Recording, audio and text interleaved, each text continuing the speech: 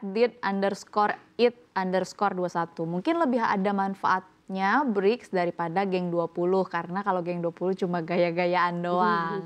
Aku mau minta reaksinya dulu deh, responsnya dulu nih. Dia bilang katanya kalau kita selama ini kan kita kan lumayan erat juga ya dengan G20 meskipun memang bisa dikatakan bukan secara apa ya, bukan G7 gitu karena utamanya kan memang G7 itu tadi. Tapi kalau kita lihat di acara beberapa tahun lalu G20 kalau dibilang mau gaya-gayaan sebenarnya gaya sih.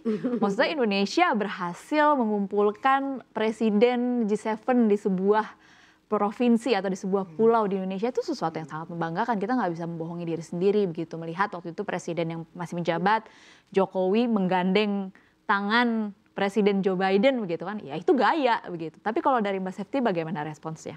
Kalau memang beberapa pengamat yang kita wawancarai mengatakan kalau sebenarnya dibanding BRICS dampak ekonomi akan lebih signifikan kalau kita memaksimalkan apa yang sudah ada di G20. Tapi selain itu juga misalnya OECD juga. OECD kan kita juga sedang berupaya untuk masuk ke dalam kelompok ekonomi itu. Tapi sih menurut saya sih semakin banyak kita berkecimpung dalam blok-blok luar itu kan sebenarnya kan juga menunjukkan eksistensi kita gitu kan ya.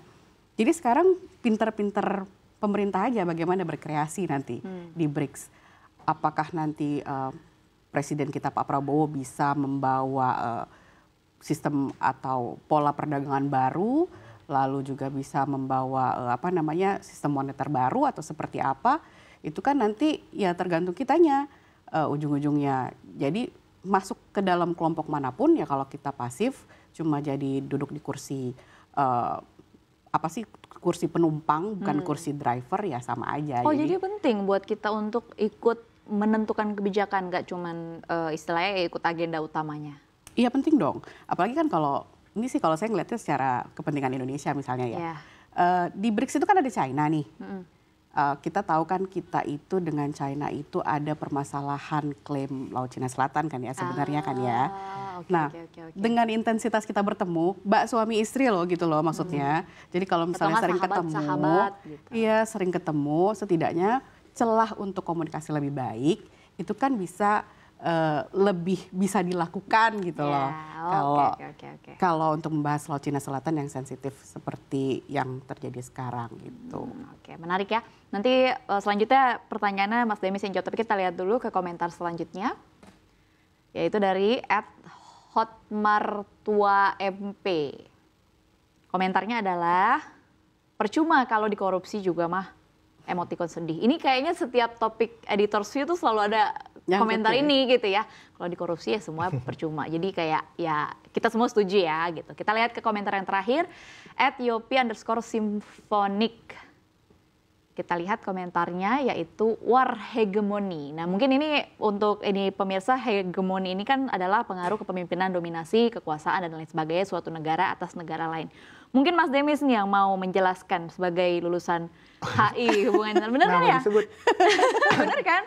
Pas dong kalau dilihat dari teori tadi sudah disebutkan ada beberapa kelompok ekonomi di global yang kita tahu G7, ada G20, ada OECD yang sebenarnya lebih kuat begitu secara ekonomi. Ada juga ini BRICS dan pada saat ini kita diumumkan untuk bergabung ke salah satu geng.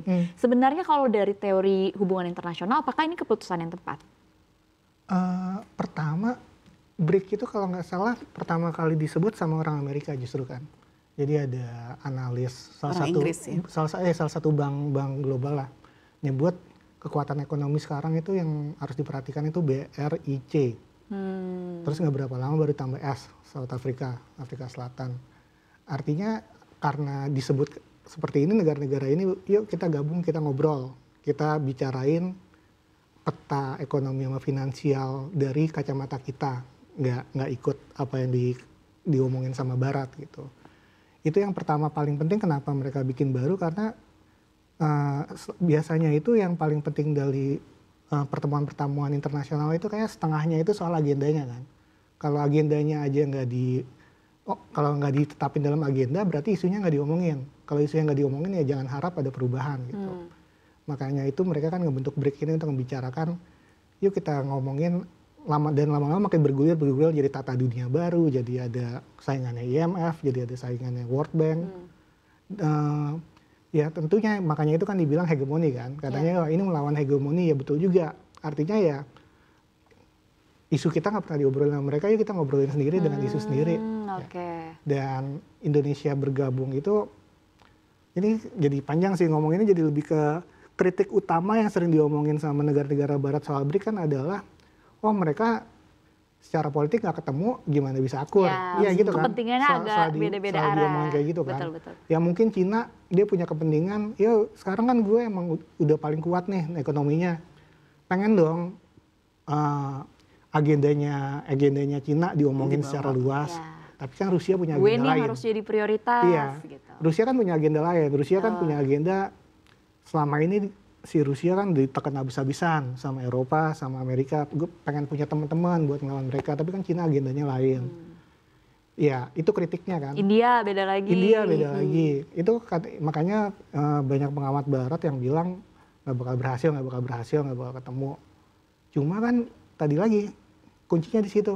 Kita ada tempat baru untuk ngomongin hal yang sesuai keinginan kita, anggotanya lebih kecil. Dan secara itu juga negara-negara barat juga yang tadinya menguasai banget G20 lama-lama juga tentu harus, wah mereka punya tempat buat ngobrol sendiri, lama-lama ya harus dikasih tempat. Harus diperhitungkan nih suaranya nih. Harus dikasih tempat juga gitu.